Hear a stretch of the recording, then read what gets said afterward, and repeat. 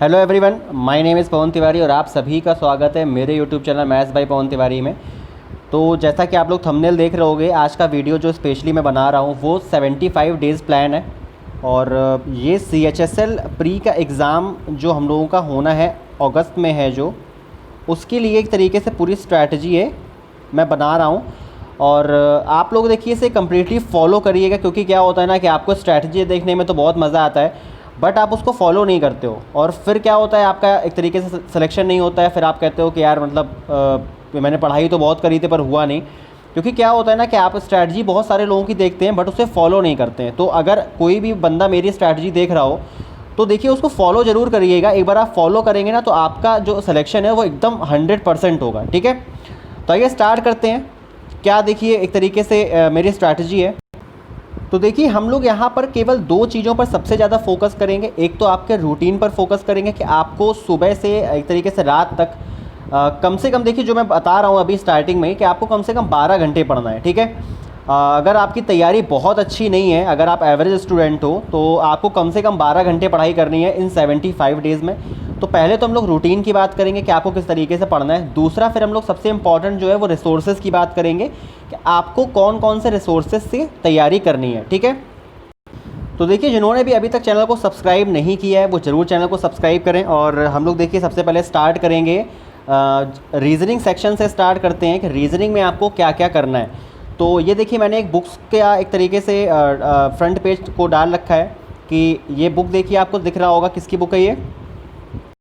तो देखिए जो लोग अभी एकदम बेसिक से हैं, उनको बेसिक भी क्लियर नहीं है रीजनिंग का, तो आप लोग क्या कर सकते हो, आप लोग इस बुक को परचेस कर सकते हो। या आपके पास देखिए जो भी बुक है, मैं ये नहीं कह रहा हूँ कि आपको इसी बुक को परचेस करना है। आपके पास रीजनिंग की अगर इसके अलावा भी कोई बुक है, प्रीवियस ईयर है, या आपके पास कोई भी अच्छी बुक है जिसमें सारे चैप्टर्स SSC के गिवन है, उस बुक को आपको अच्छे से प्रैक्टिस करनी है। कम से कम दिन में 2 घंटे आपको टाइम देना है उस बुक को पढ़ने के लिए। ठीक है, इसके अलावा आप रीजनिंग सेक्शन के लिए क्या कर सकते हो, क्योंकि मैं पर्टिकुलरली यहाँ पर केवल रीजनिंग की बात करूँगा।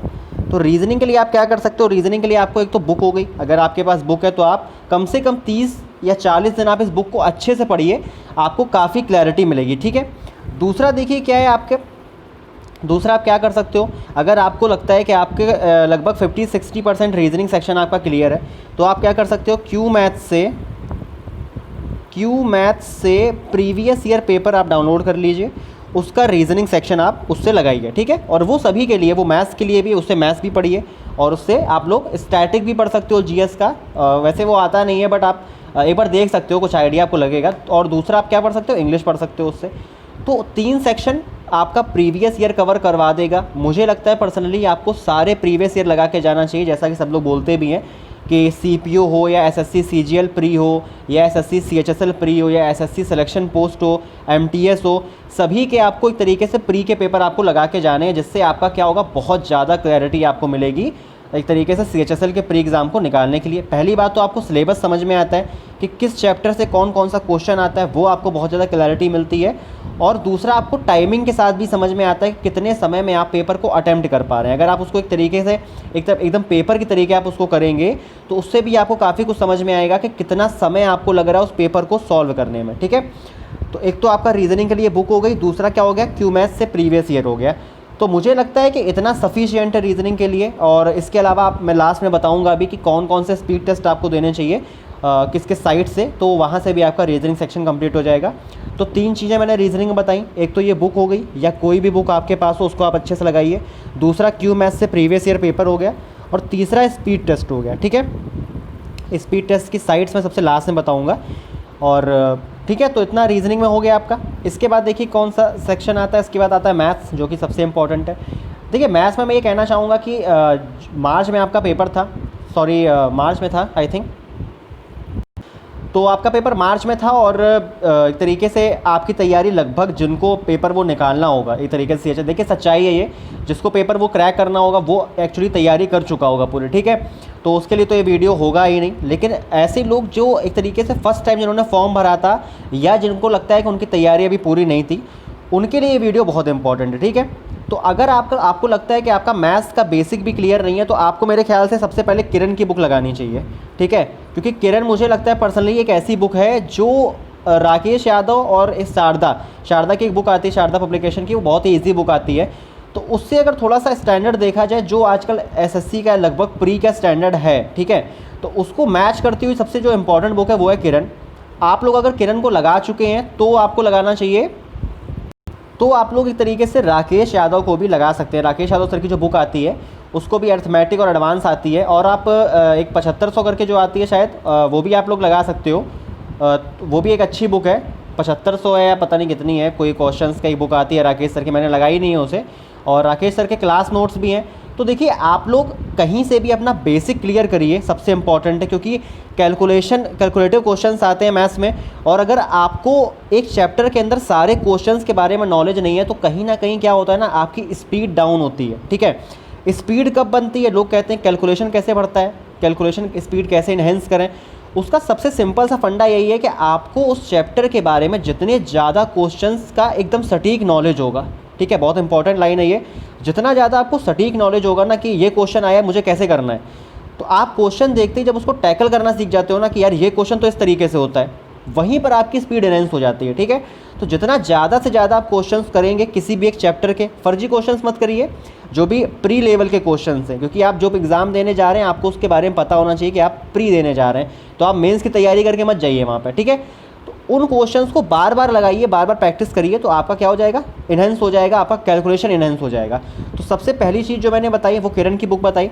उसके बाद अभी जो मैंने थोड़ी देर पहले बताया कि क्यू मैथ से जाके आप साइट पे जाके प्रीवियस ईयर पेपर डाउनलोड कर सकते हैं सारे, और उसकी मैथ्स भी लगाइए। ठीक है, रीजनिंग लगाइए, उसकी मैथ्स लगाइए। उसके बाद आपको लगता है कि आप वो दोनों काम कर चुके हैं, आप प्री लगा चुके हैं, तो राकेश यादव सर की जो अर्थमेटिक और एडवांस की बुक अलग अलग आती है, उसमें जो थोड़े से बहुत हाई लेवल क्वेश्चन हैं या जो एक तरीके से बेकार क्वेश्चन हैं उनको मत लगाइए, बट जो अच्छे क्वेश्चन हैं उनकी प्रैक्टिस काफ़ी अच्छे से करिए। ठीक है, इसके अलावा जो स्पीड टेस्ट आपको देना है वो मैं लास्ट में बताऊंगा कि आपको स्पीड टेस्ट कहाँ से देने हैं। ठीक है, तो मुझे लगता है देखिए मैथ्स में इतना सफिशिएंट है आपके लिए, मैथ्स में आपको इससे ज़्यादा नहीं करना है। एक बुक किरण लगा लीजिए, प्रीवियस ईयर लगा लीजिए, और जिनको देखिए बिल्कुल क्लैरिटी नहीं है मैथ्स की, जिनको बेसिक भी नहीं आता है, तो मैं कहूँगा कि 75 दिनों में आप 50 दिन कम से कम किसी भी टीचर का कोई बेसिक, जो 0 टू हीरो, चाहे गगन सर का ले लीजिए या किसी भी टीचर का जो बेसिक कॉन्सेप्ट जिसमें उन्होंने क्लियर किए हों, उसका पेड कोर्स भी आप लोग खरीद सकते हैं, और उसको जल्दी से फिनिश करने की कोशिश करिए 50 दिन में ख़त्म करके, फिर बाकी दिन में स्पीड टेस्ट और क्विजेस छोटी छोटी दे सकते हैं। तो जो बेसिक स्टूडेंट्स हैं वो ये कर सकते हैं, बाकी स्टूडेंट ये फॉलो करें जो मैंने बताया है। ठीक है, उसके बाद इंग्लिश में स्टार्ट करते हैं। इंग्लिश में क्या आपको पढ़ना है, तो सबसे पहली बुक जो मुझे सबसे ज़्यादा पसंद है वो है एसपी बख्शी। इसको आप लोग पढ़िए वोकैब के लिए, वोकैब पोर्शन इससे समझिए कि इससे बाहर वोकैब प्री में कोई भी नहीं आता। ठीक है, तो इसे आप लोग पढ़ सकते हो पूरा अच्छे से, पूरा मन लगा के इसको पढ़िए। उसके बाद देखिए एक केडी पब्लिकेशन की नीतू मैम की जो बुक आती है इंग्लिश की, ये आप पढ़ सकते हो, वॉल्यूम 1 है, इवन वॉल्यूम 2 भी आप लोग इसको पढ़ सकते हो। तो जिन्होंने पढ़ लिया है वो रिवाइज़ करें, क्योंकि रिवाइज़ करना सबसे इंपॉर्टेंट है, लास्ट के डेज़ में रिवाइज़ करना बहुत इंपॉर्टेंट है। जिन्होंने बिल्कुल भी नहीं पढ़ा है उनको पढ़ना इंपॉर्टेंट है, क्योंकि आप पढ़ेंगे फर्स्ट टाइम तभी उसके बाद रिवाइज़ करेंगे। ठीक है, उसके बाद देखिए तीसरी बुक क्या है, एक ये आती है किरण की पब्लिकेशन की जो बुक आती है 8800 प्लस ऑब्जेक्टिव क्वेश्चंस रहते हैं, इसमें प्रीवियस ईयर क्वेश्चंस रहते हैं एक्चुअली में सारे, तो इससे आपकी प्रैक्टिस बहुत अच्छी हो जाती है प्री लेवल के एक तरीके से। मेंस में भी बहुत ज़्यादा टफ नहीं आता है, बट एक तरीके से प्री लेवल की ये बुक है, और इसको आप अच्छे से लगाएंगे तो आपको काफ़ी ज़्यादा क्लैरिटी मिलेगी इंग्लिश में। आपके लगभग 25 में 20 प्लस क्वेश्चंस बहुत ही आसानी से हो जाएंगे अगर ये 3 बुक आप बहुत अच्छे से पढ़ लेते हो। ठीक है, इवन आप एक बुक ये पढ़ लीजिए, एक इसके बाद देखिए और बुक है कॉमन एरर, एक कॉमन एरर जो मैं अपने इंग्लिश वाले एक वीडियो में भी बता चुका हूँ, जैसे मैंने 180 plus how to get 180 plus marks in English, वो मेरा वीडियो एक पड़ा हुआ है यूट्यूब पे, वो भी आप देख सकते हो। उसमें मैंने बताया था कि कॉमन एरर की बुक कितनी इंपॉर्टेंट होती है, क्योंकि इससे आपका सेंटेंस इंप्रूवमेंट अच्छा होता है, नरेशन अच्छा होता है, वॉइस अच्छा होता है, और एरर भी आपकी अच्छी होती है। ठीक है, तो इस बुक को भी आप लोग पढ़ सकते हो। ये 3 बुक मैंने बता दी, इसके अलावा आप कॉमन एरर भी पढ़ सकते हो। ठीक है, और इनमें से आप कोई भी 2 बुक्स पढ़ सकते हो, सारी बुक्स आपको नहीं पढ़नी हो, कि 75 डेज़ में आपको हार्ड वर्क नहीं करना है, आपको स्मार्ट वर्क करना है। ठीक है, तो जो भी मैं बता रहा हूँ उसमें से एक दो चीज़ें आपको पढ़नी है, आपको सारी चीज़ें नहीं पढ़नी है। ठीक है, सबसे इंपॉर्टेंट चीज़। ठीक है, तो अगर आप अच्छे एक तरीके से एस्पिरेंट हो तो आपको समझ में खुद आ जाता है कि आपको क्या पढ़ना है, आपको किसी से भी तरीके से सुनने की ज़रूरत नहीं है कि मैं आपको बता दूं कि आप एसपी बख्शी पढ़ लीजिए। तो ज़रूरी नहीं है कि आप एसपी बख्शी पढ़ें, आप नीतू मैम की वोकैब बुक भी पढ़ सकते हैं, और मेड इजी जो आती है बुक एक तरीके से वर्ड पावर मेड इजी, वो भी आप पढ़ सकते हो वोकैब के लिए, क्योंकि प्री लेवल में इतना ज़्यादा वोकैब का एक तरीके से स्टैंडर्ड नहीं रहता है, बहुत हल्की वोकैब आने लगी है आजकल, टीसीएस जब से पेपर बना रहा है, तो इतना आप लोग कर सकते हो। प्रैक्टिस के लिए आप लोग इसे लगा सकते हो, इसमें प्रैक्टिस आपकी बहुत बढ़िया हो जाएगी। इसके अलावा क्यूमैथ्स जो मैंने बताया उससे सारे प्रीवियस ईयर क्वेश्चन 17, 18, 19 के सारे पेपर आप लोग डाउनलोड करके और उसे पढ़ सकते हैं, ठीक है। उसके अलावा देखिए छोटे छोटे क्विजेस भी आप लोग देख सकते हो, क्विजेस जो बढ़िया बढ़िया आती हैं, जैसे सबसे ज़्यादा अड्डा 247 पे मैथ्स की क्विजेस अच्छी आती हैं। और इंग्लिश की क्विजेस के लिए आप लोग ऑलिव बोर्ड पे जा सकते हो, ऑलिव बोर्ड एक ऐप आता है उस पर जा सकते हो। उसके अलावा देखिए आप लोग ग्रेडअप पे क्विजेस दे सकते हैं, ठीक है। तो टेक्स्ट बुक पे क्विजेस दे सकते हैं। तो क्विजेस के लिए देखिए वही 3-4 प्लेटफॉर्म है जहाँ पर आप क्विजेस दे सकते हैं, इसके अलावा मुझे नहीं लगता कोई प्लेटफॉर्म है। इसके अलावा देखिए अब बात आ जाती है जीएस पे, जो सबसे ज़्यादा इंपॉर्टेंट होने वाला है, ठीक है। जीएस के लिए मैं आपको बताने वाला हूँ क्या करना है। तो एक बुक जो आपको दिख रही है लूसेंट की ऑब्जेक्टिव बुक आती है, इसको तो देखिए आपको पढ़ना ही है। मेरे ख्याल से स्टैटिक के लिए इससे ज़्यादा अच्छी कोई बुक नहीं हो सकती, ठीक है। जो मुझे लगता है पर्सनली, मैंने खुद ये बुक पूरी पढ़ी हुई है, मेरे भी 30 मार्क्स थे सीजल प्री में, तो मुझे लगता है कि ये बुक सबसे ज़्यादा इंपॉर्टेंट है, ठीक है। इस बुक को आप लोग पढ़िए और इस बुक को जब पूरा फिनिश कर लेंगे उसके बाद देखिए स्टैटिक में मुझे लगता है, देखिए अब आप हैंडमेड नोट्स नहीं बना सकते 75 डेज़ में। जो लोग बना चुके हैं उनके लिए बहुत अच्छी बात है, वो रिवाइज़ करते हैं ना उसको, पर आप खुद से ज़्यादा मेहनत नहीं कर सकते हो। तो आप लोग इतना कर सकते हो, अगर आप बिगिनर हो आप इस बुक को पूरा लगा लीजिए, इस पूरी तरीके से पूरा पढ़ लीजिए अच्छे से। और जो भी फर्जी चीज़ें इसमें, क्योंकि जैसे एक पेज में इसमें लगभग 25 क्वेश्चन होते हैं, तो उसमें से 10 क्वेश्चन जो होते हैं वो आपके काम के नहीं होते हैं, ठीक है। तो आपको क्या करना है, उन पे गोला लगा लेना है, उन क्वेश्चंस को ही पढ़ना है केवल जो आपके एक तरीके से सीजीएल के लिए या एसएचएसएल प्री के लिए इंपॉर्टेंट है, ठीक है। तो इस बुक को आपको पूरा नहीं पढ़ना है, आपको पहले क्या करना है, सारे पीछे से आंसर्स देख के सारे टिक लगा लेने। उसके बाद आपको जो लगता है कि जो आपके पेपर के बिहाफ पे इंपॉर्टेंट है उसको केवल आपको पढ़ना है, ठीक है। स्टैटिक के लिए केवल ये बुक पढ़िए। बाकी साइंस अगर आप अलग से पढ़ना चाहते हैं तो लूसेंट की एक बुक साइंस की भी आती है, लूसेंट की साइंस की ऑब्जेक्टिव बुक आती है, वो आप लोग पढ़ सकते हो, ठीक है। तो आपका 2 बुक्स हो गई आपकी स्टैटिक पोर्शन के लिए, साइंस कंप्लीट हो गया, आपका जीके कंप्लीट हो गया। अब बात करते हैं हम लोग करंट अफेयर की, ठीक है। तो करंट अफेयर के लिए आपको क्या करना है, अगर हम लोग करंट अफेयर्स की बात करें तो देखिए अब बात यहाँ पर ये आती है, कुछ बच्चे ऐसे होते हैं जो डेली करंट अफेयर काफ़ी दिनों से देख रहे हैं, मान लीजिए जनवरी से देख रहे हैं, ठीक है। तो वो बहुत ही एक तरीके से मैं कहूँगा इंटेलिजेंट बच्चे हैं और वो काफ़ी सही जा रहे हैं आगे अपने एक तरीके से जॉब पाने के लिए। लेकिन कुछ बच्चे ऐसे हैं जिन्होंने अभी तक कुछ भी नहीं देखा है, ठीक है। तो उनको मैं कुछ यूट्यूब चैनल्स के नाम बता देता हूँ, ठीक है। तो यहाँ पर मुझे लगता है पर्सनली 3 चैनल ऐसे हैं जो बहुत, 3 से 4 चैनल बहुत इंपॉर्टेंट है। देखिए आप सभी को देखिएगा, उसके बाद आप जज करिएगा आपको किससे ज़्यादा समझ में आ रहा है, ठीक है। इसीलिए मैं यहाँ पर एक अपना नहीं बता रहा हूँ, क्योंकि देखिए मैं अपनी स्ट्रेटजी आपको नहीं बता सकता हूँ, क्योंकि सभी अलग अलग तरीके से पढ़ाई करते हैं। इसीलिए मैं ऐसी चीज़ बताता हूँ कि आप लोग एक तरीके से जनरल चीज़ें बताता हूँ, ठीक है। जिससे क्या है कि सभी लोग उन चीज़ों को देखें, उसके बाद खुद एक तरीके से वो अपने आप को देखें कि मुझे कौन सा पसंद आ रहा है, ठीक है। तो नेक्स्ट एग्ज़ाम करके देखिए एक चैनल है यूट्यूब पे, यहाँ से आप डेली और मंथली दोनों आप लोग क्या कर सकते हैं, देख सकते हैं एक तरीके से। मेरे ख्याल से लास्ट में अगर अभी तक आपने पढ़ा नहीं है तो आप लोग मंथली करंट अफेयर को ज़्यादा एक तरीके से ध्यान दीजिए। जनवरी से लेके अगस्त तक का आपको, जैन से लेके पूरा जनवरी से लेके अगस्त तक का आपको आई थिंक पूरा कवर करना है। अगस्त में आपका पेपर है तो लास्ट मान चलिए 10 अगस्त तक का आप लोग कंप्लीट करके जाइएगा, ठीक है। नेक्स्ट एग्ज़ाम हो गया वाईफाई स्टडी से भी जो सर पढ़ाते हैं वो काफ़ी अच्छा पढ़ाते हैं, वाईफाई स्टडी से भी आप लोग पढ़ सकते हैं, नेक्स्ट एग्ज़ाम से भी आप लोग पढ़ सकते हैं। इसके अलावा एक चैनल देखिए कौन सा, वाईटी स्टडी, जिससे मैंने पढ़ा था, मुझे काफ़ी पसंद है। ये 2 चैनल मुझे काफ़ी पसंद है, नेक्स्ट एग्ज़ाम और वाईटी स्टडी, ठीक है। उसके अलावा देखिए एक जीके महात्मा करके चैनल है, ये शॉर्ट ट्रिक्स पढ़ाते हैं चीज़ों को याद करने की, तो ये भी आप लोग देख सकते हैं। जैसे नोबेल प्राइज़ हुए या पुलित्ज़र प्राइज़, कोई भी प्राइज़ हुआ जो लास्ट में दिया गया नोबेल प्राइज़ हुए, तो उसको याद करने का जो सही तरीका है वो ये चैनल पे काफ़ी अच्छा आपको मिल जाएगा, जीके महात्मा पे, ठीक है। वाईटी स्टडी पे आपको अच्छा कंटेंट मिल जाएगा, मंथली आपको मिल जाएगा।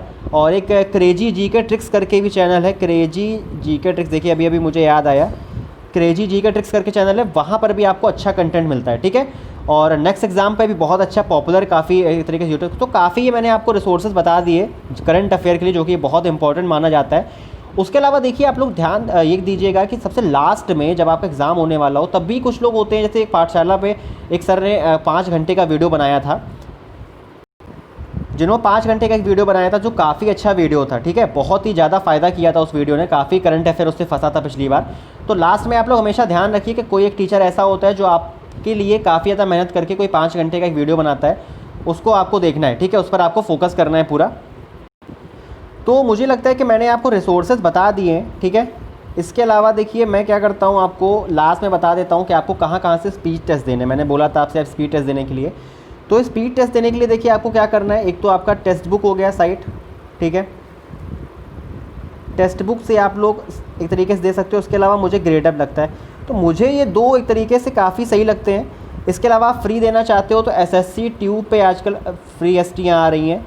उसके अलावा टॉप रैंकर पे भी आजकल वीकली फ्री एसटीज आ रही हैं, ठीक है। मेंस की भी दे सकते हो आप लोग एक तरीके से प्राइवेट, क्योंकि फ्री में देखिए आपको डाटा कम मिलता है एक तरीके से स्पीड टेस्ट, तो आपको जहाँ मिले वहाँ पे आपको देना चाहिए। तो ग्रेडअप हो गया, टेक्स्ट बुक हो गया, एसएससी ट्यूब और टॉप रैंकर पे आजकल फ्री कंटेंट आ रहा है। तो ये दो साइट्स हो गई आपकी, तो ये आपका फ्री हो गया एक तरीके से। आपको अगर लास्ट में 25 या 20 डेज़ अगर आपको स्पीड टेस्ट देने हैं तो आप इन साइट्स को चूज़ कर सकते हैं, ठीक है। इसके अलावा अड्डा 247 एक फ्री साइट है, वहाँ से भी आप लोग दे सकते हैं। अब बात आ जाती है कि अगर मुझे लगता है कि एक तरीके से मैं आपके लिए क्या कर सकता हूँ, तो CHSL के लिए मैं आपको 20 क्वेश्चंस की एक सीरीज़ करवा सकता हूँ। लेकिन आप लोगों को क्या करना होगा, कमेंट सेक्शन में आप लोग ये मुझे बताइएगा कि आप लोग इंटरेस्टेड हो अगर, ठीक है, क्योंकि ऑलरेडी मैं काफ़ी 2-3 सीरीज़ चला रहा हूँ तो इतना टाइम मेरे पास नहीं है। तो अगर आप लोग एक तरीके से डिमांड करेंगे तो मैं 20 क्वेश्चंस की एक सीरीज़ आपके लिए चला दूँगा। कम से कम 30 कम से कम उसके सेट बना दूंगा मैं 20 क्वेश्चंस के प्री लेवल के, जो कि CHSL में आता है। तो मैं आपके लिए इतना कर सकता हूँ। आपको क्या करना है, चैनल को सब्सक्राइब करिए, अपने फ्रेंड्स के साथ शेयर करिए, और अगर आप लोग ईगर होंगे, आप लोग एक तरीके से डिमांड करेंगे कि सर करवा दीजिए, तो मैं ज़रूर आपको 25 क्वेश्चंस की भी करवा दूंगा। वो मैं देखूंगा कि कितने लोग इंटरेस्टेड हैं, उसके बिहाफ पे मैं देखूंगा, ठीक है। तो आज के वीडियो में इतना ही, और उम्मीद करता हूँ आप लोग इस स्ट्रैटेजी को फॉलो करेंगे अपने एक तरीके से लाइफ में। और आपको कितने घंटे पढ़ना है बता चुका हूँ मैं, 12 घंटे आपको पढ़ना है, जिसमें 2 घंटे आपको रीजनिंग पढ़ना है, 4 घंटे मैथ पढ़ना है, 4 घंटे इंग्लिश पढ़ना है, और 2 घंटे आपको GS पढ़ना है, जिसमें 1 घंटे आप स्टैटिक पढ़ सकते हो, 1 घंटे आप लोग करंट अफेयर पढ़ सकते हो। नोट्स मत बनाइएगा, जितना हो सके PDF से पढ़िएगा, उससे टाइम आपका सेव होता है। तब 1 घंटे में आप काफ़ी कुछ पढ़ लेंगे, और 1 घंटे आपको स्टैटिक में टाइम देना है। बात करूँ मैं इंग्लिश की, तो आप लोग देखिए प्रीवियस ईयर 1 घंटे पढ़ सकते हो। उसके अलावा 3 घंटे आप लोग बुक्स से पढ़िए, जितना हो सके सेल्फ स्टडी करिए, क्योंकि सेल्फ स्टडी सबसे ज़्यादा इंपॉर्टेंट होती है।